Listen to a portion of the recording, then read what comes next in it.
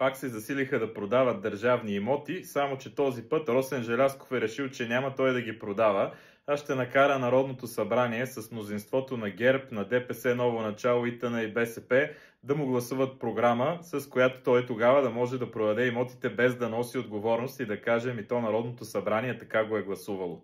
Ние от парламентарната група на МЕЧ няма да подкрепим тази програма.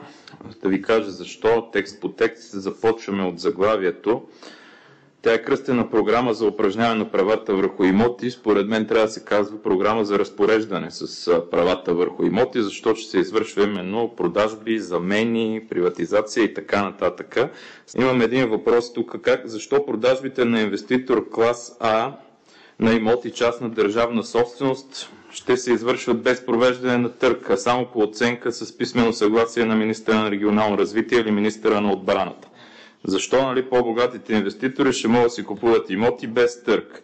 Имайте предвид, че тук попадат имоти като стрелбището в Дебелец, летището в Габровица, летището в Видин и много други казарми в големите областни градове. Там е предвидено, че всички имоти с данъчна оценка под 500 000 лева се продават директно от областния управител, няма да минават през Министерски съвет. Който се занимава с имоти знае, че данъчната оценка, ако е 500 000 лева, това значи, че пазарната цена на имота е около 4 или 5 пъти по-голяма, т.е. над 2 милиона. Ние даваме право на областните управители да се разпореждат с имоти на цени приблизително 2 милиона, което за мен е фрапантно. Още повече, че така после отговорност се търси от някакъв областен управител, а няма да се носи политическа отговорност за толкова много имоти.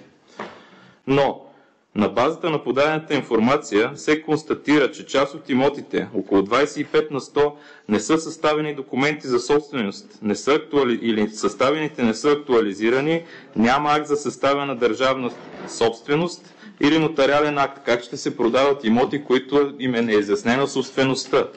Сега, за който не е запознат, искам още веднъж да кажа. През 1996 година имотите държавните се разделиха на публична и на частна държавна собственост. Започна да тече за частната държавна собственост придобивна давност към всички лица.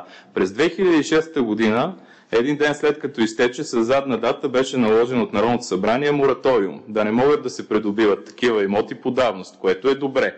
С идеята държавата за 8 месеца да издаде актове за държавна собственост за всеки един държавен имот. 16 години се удължава този мораториум всяка година с решение на Народното събрание до 2022, когато Висшия адвокатски съвет сезира Конституционния съд и това беше отменено. За 16 години за тези имоти не можаха да се съставят по един акт за държавна собственост. Който е виждал акт за държавна собственост, той представлява една страница с описанието на имота и констатацията, че това е държавна собственост. Как от тук може да си направим извода и защо не се поддържат? Значи 16 години управляващите партии не можаха по един лист да издадат за тези имоти с акт за държавна собственост, камо ли да тръгнат да ги поддържат. Е подадена информация за над 1000 имота държавна собственост, за които е определено, че същите създават финансови и организационни затруднения за управлението им. Какви финансови и организационни затруднения създават тези имоти, като те са безстопанствени? Това е основната идея на тази програма. Един безстопанствен имот, според мен, който въобще не се стопанисва, както вие твърдите, не може да създава финансови и организационни затруднения на областната управа. Прави впечатление, че отпада необходимостта на решението на Народното събрание при приватизация на обособени части от търговски дружества повече от 50 на 100 държавно участие в капитала, включени в списъка на член 3 алинея 1 от ЗПСК, т.е. те наречения забранителен списък. Ние лишаваме Народното събрание от правомощия да дава съгласие за отчуждаване на имоти от този забранителен списък. Това е абсолютно нецелесъобразно според мен и не трябва да става. И в заключение ще ви кажа, ако погледнете, най-накрая има план за действие. Сега, ако не се лъжа, тази програма трябва да бъде гласувана тепърва от Народното събрание, защото премиера така реши. Няма да е с акт на Министерски съвет да ги отчуждава. Решила, че по-лесно ще му е да мине през Народното събрание, да не носи отговорност, като продава държавните имоти, вероятно, така предполагам аз.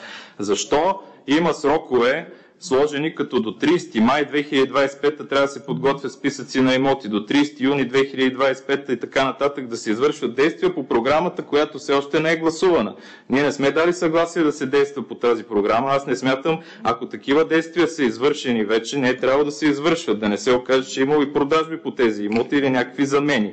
Така че тук според мен или тези дати са сгрешени, или вече са извършени действия по програма, която не е одобрена и гласувана от Народното събрание. Благодаря.